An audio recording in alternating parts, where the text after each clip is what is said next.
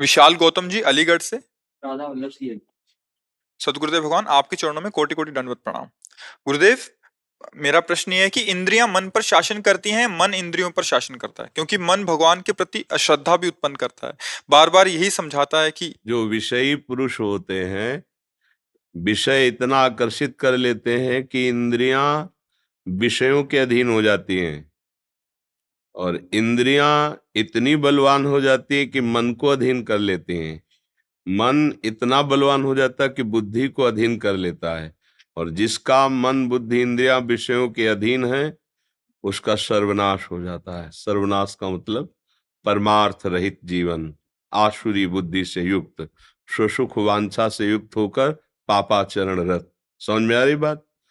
जब हम भगवान की शरण में होते हैं और प्रभु का नाम जप करते हैं, सत्संग सुनते हैं, शास्त्र स्वाध्याय करते हैं, गुरुजनों का पूज्यजनों का सम्मान और सेवा करते हैं, तो हमारी बुद्धि पवित्र होती है।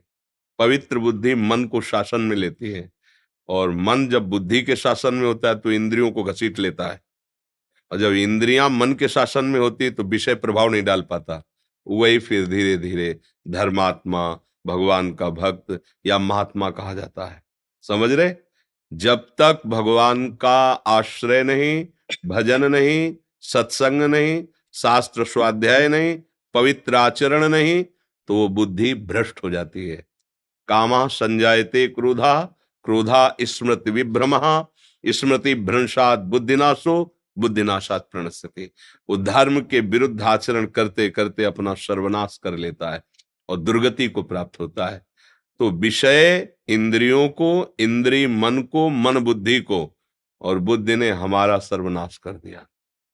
और अगर हम भगवान की शरण में हो जाएं और खूब नाम जप करें, शास्त्र स्वाध्याय सत्संग करें, तो हमें उससे पता चलेगा कि हमको कौन से मार्ग में जाना है, क्या करना है, क्या नहीं करना। तो नाम जप से हमें बल मिलेगा, तो हम अपनी बुद्धि को संभाल लेंगे, और बुद्धि संभल गई तो पूरा सिस्टम संभल गया।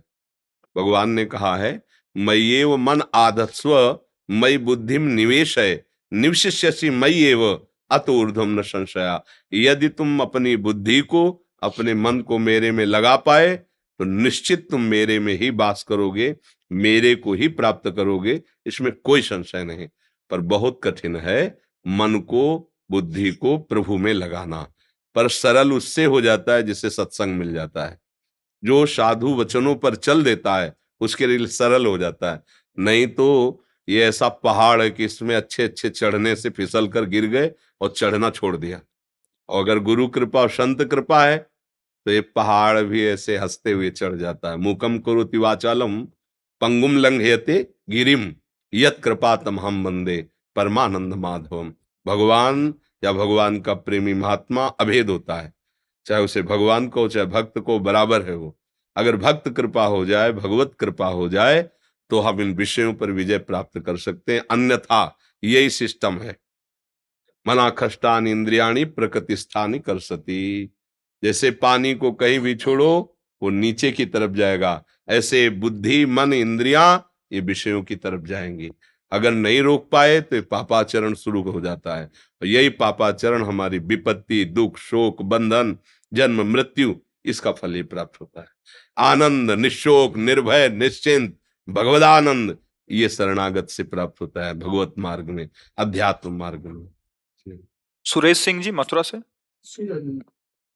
महाराज जी, आपके चरणों में कोटि कोटि नमन। महाराज जी, मेरी प्रतिदिन की दिनचर्या एक जैसी होने के कारण मुझे ये समझ ही नहीं आता कि ये जीवन है क्या। महाराज जी, मेरा मार्गदर्शन करें, मैं कैसे जीवन व्यतीत करूं। अगर प्रतिदिन भागवती एक रस दिनचर्या चले तो सिद्ध हो जाओगे। दिनचर्या आपने क्या बना रखा है ये पता नहीं।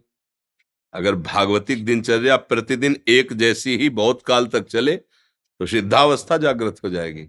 यही तो जरूरत है, हमारी दिनचर्या एक जैसी भागवतिक चले, बस यही तो जरूरत है। पर हमारी एक जैसी दिनचर्या कहाँ चलती है, कभी मन ऐसा कभी मन वैसा। तो उसी को संभालना तो साधना कहा जाता है। अब उठना, प्रसाद पाना, नौकरी पेशा चले जाना, फिर सोना, फिर भोग भोगना, खाना पीना, ये कोई दिनचर्या है? ये तो सबके बुद्धि का अपहरण किए हुए, माया ऐसे सबको लगाए हुए दिनचर्या कहते हैं, जिसमें शास्त्र सम्मत हमारे आचरण हो और भगवत चिंतन परायण हो। प्रातः काल गुरु और संतों का स्मरण करते हुए उठे, स्नान आदि दिनचर्या की, भगवान के सामने बैठकर कुछ माला जप किया, कुछ सत्शास्त्रों का पाठ सुनाया भगवान, फिर नाम जपते हुए कोई भी व्यापार न करी, फिर आए। जैसे एक सेवक स्वामी को भेंट करता है, ऐसे पूरे दिन की सेवा प्रभु के चरणों, फिर बैठ के नाम कीर्तन, आरती, पूजा, भगवान का शयन। अभी करो, देखो आनंद मिलने लगेगा। करते हो ऐसी दिनचर्या? है नहीं, अभी नहीं। हाँ, तो फिर दिनचर्या किसे कहते हैं? इसे दिनचर्या कहते हैं। निद्रा भय आहार मैथुन, ये तो कुसुमर कुत्ता सब में है। इसे दिनचर्या थोड़ी कहते हैं। भाई अपनी पसंद का खाया, अपनी पसंद का भोगा, अपनी पसंद का कमाया, इसे पशुवत आचरण कहते हैं। इसे दिनचर्या, दिनचर्या शब्द ही लगती है जहां आचार्य शास्त्र और गुरुजनों की आज्ञा के अनुसार जीवन व्यतीत थी। अगर ऐसी एक दिनचर्या बहुत काल तक चले तो सिद्ध हो जाएगा।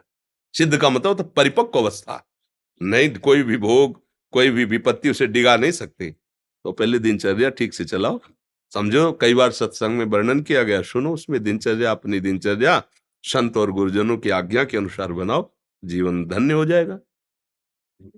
नाहुष जी पंजाब से। राधे राधे महाराज जी, श्री हरिवंश। गुरुदेव आपके चरणों में कोटि कोटि प्रणाम।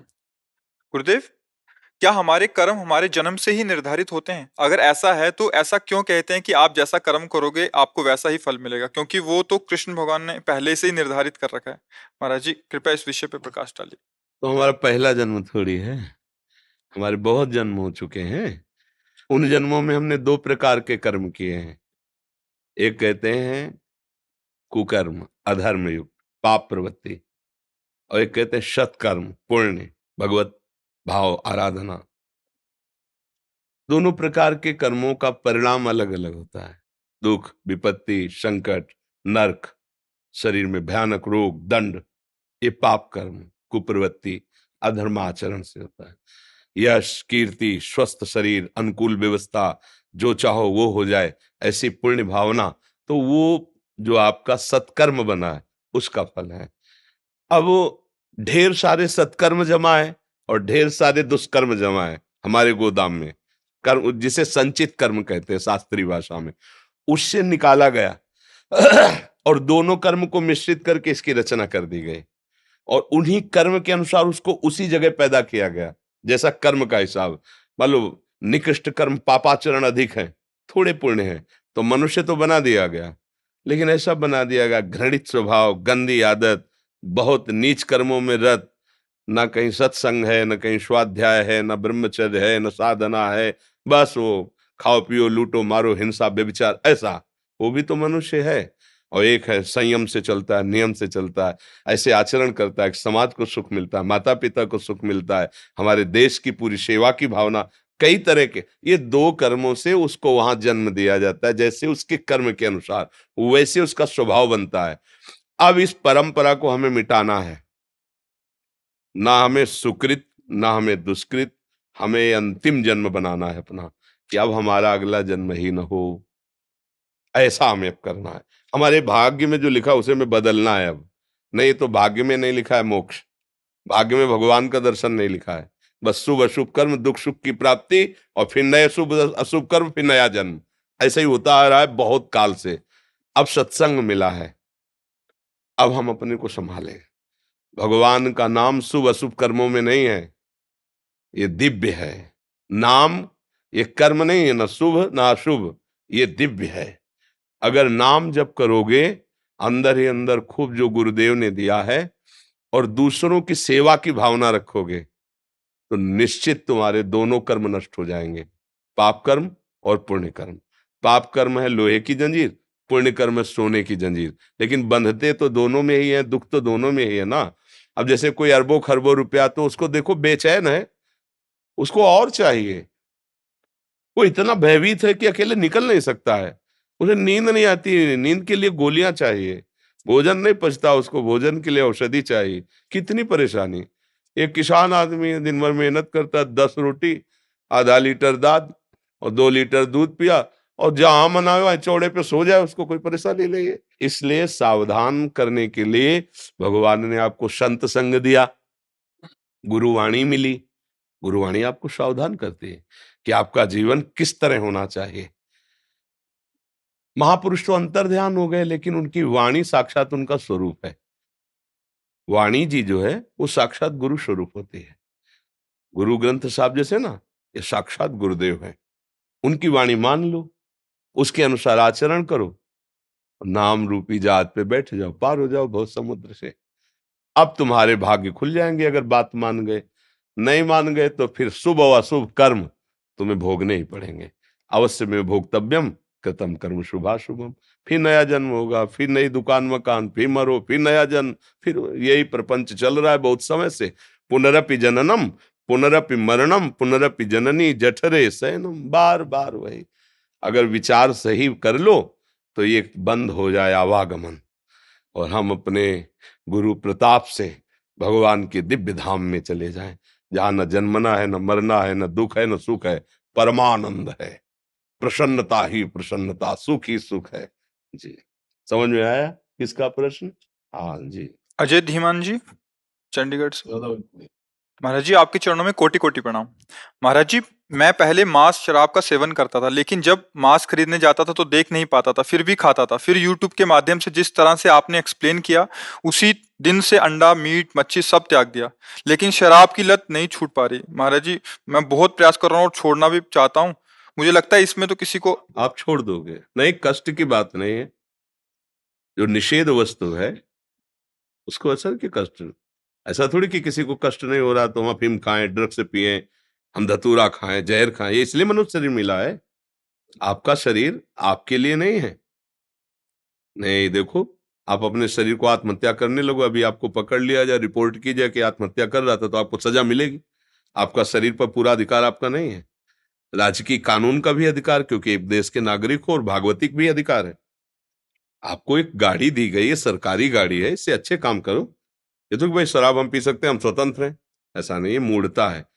आप अगर कृपा न होती तो वृंदावन धाम क्यों आते? कृपा न होती तो आप संतों का संग क्यों करते? जब द्रवई दीन दयालु राखो तो साधु संगति पाइए। अब मोहि भाव भरोस हनुमंता, बिनु हरि कृपा मिले नहीं संता। तो भगवान की कृपा है ना, तो उसी कृपा का आश्रय लेकर नाम जप करो, छोड़ दो।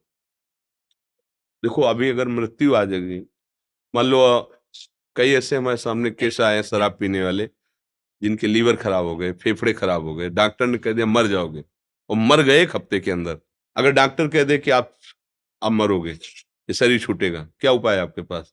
तो आज मान लो, आज यहाँ आए हो, बढ़िया पवित्र दिन है, एकादशी, वृंदावन, आज के बाद शराब नहीं पिएंगे, हम तुम्हारे साथ हैं। साथ का मतलब समझ रहे हो? अनुभव करना। साथ का मतलब अनुभव करना। पर फिर उनका साथ मत करना जिसने तुम्हें शराब पिलाने की चेष्टा की है, और जो चेष्टा करें उनसे फिर दूर रहना, नहीं हमारे साथ का अनुभव नहीं कर पाओगे। समझ रहे हो ना? कुसंग करोगे तो संत संग का प्रभाव नहीं पड़ेगा।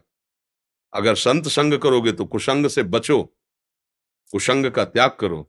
जिनकी संगति से धर्म भ्रष्ट हो जाए, जिनकी संगति से गलत आचरण आवे, वो ठीक नहीं। एक बहुत अच्छी बात हुई बाबा जी, जब से आपको सुनना शुरू किया है। पहले मैं माँ बाप से बहुत कम बात करता था, हाँ संडे या सैटरडे को बात करता था, लेकिन अब जब से आपको सुना है, आपने बोला है कि भगवान से भी ऊपर माँ बाप है, तो मैं अब डेली, वो हिमाचल रहते हैं, मैं चंडीगढ़ रहता हूँ, तो डेली मतलब 2 या 3 बार बात होती है माँ से भी बाप से। तो शुक्रिया। दंडोत महाराज, दंडोत संत भगवान, दंडोत पतित पावन प्रभु, दंडोत। लाओ आसन लाओ, संत भगवान को बैठा लो।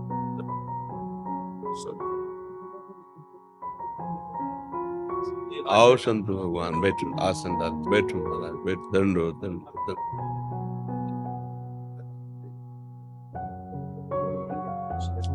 अच्छा लगा आप महाभागवत हनुमान जी का रोल किए, अच्छा लगा, और अच्छे बनो। अच्छे। श्री जी का प्रसाद ये संभाल के रखिए। अच्छा।